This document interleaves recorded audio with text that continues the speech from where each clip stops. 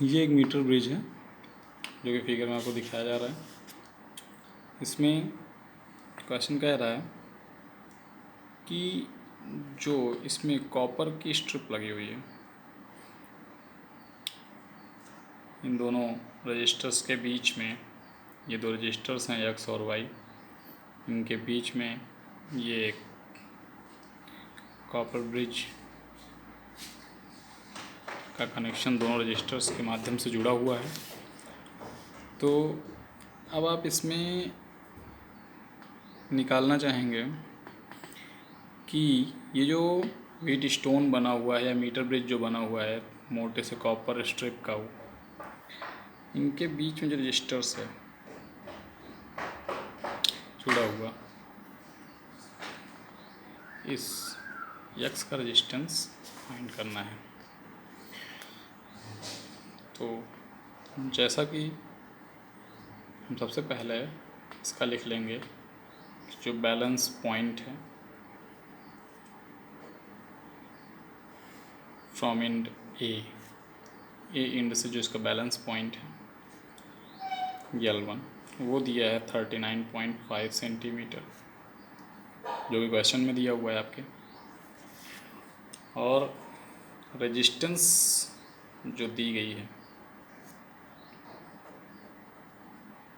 Register Y का, इस Y का रेजिस्टेंस हमको ऑलरेडी दिया गया है 12.5 ओम। तो इस तरह से आप देख पाओगे कि दोनों तरफ के बीच में जो बैलेंस पाए जाएंगे ऐसी कंडीशन वो इक्वल होनी चाहिए। कहने का मतलब x upon y is equal to 100 minus L1 upon L1।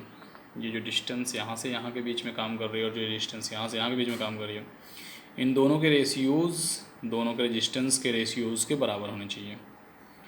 तो इस तरह से अब आप देख रहे हो कि y 12.5 है, x upon 12.5 is equal to 100 minus 39.5 upon 39.5, cross multiply करेंगे तो x की वैल्यू 8.2 ओम मिलेगी। तो x जो है उसका रेजिस्टेंस 8.2 ओम निकल के आ गया। अब इसी में एक क्वेश्चन भी पूछ रहा है कि बैलेंस पॉइंट जो ब्रिज का दिया हुआ है x और y के जो बैलेंस पॉइंट यहाँ से यहाँ तक के, ये कितने हैं। तो जैसे कि आपने देखा ये यहाँ से यहाँ तक L1 था, यहाँ से यहाँ तक 100 माइनस L1 था। तो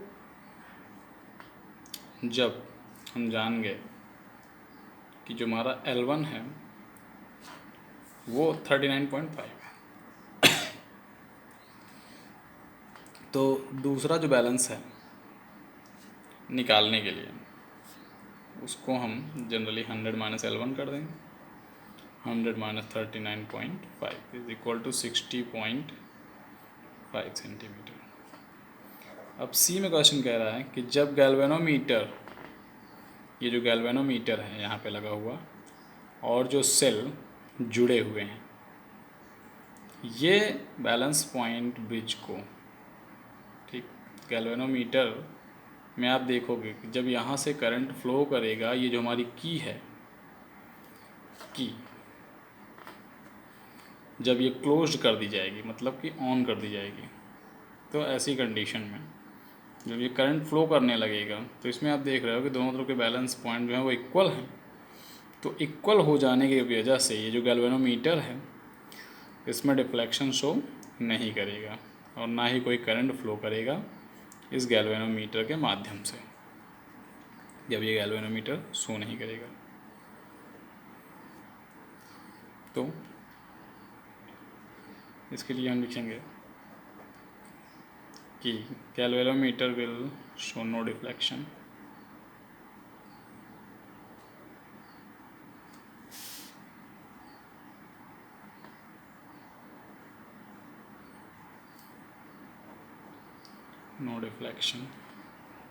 hence no current would flow through the galvanometer.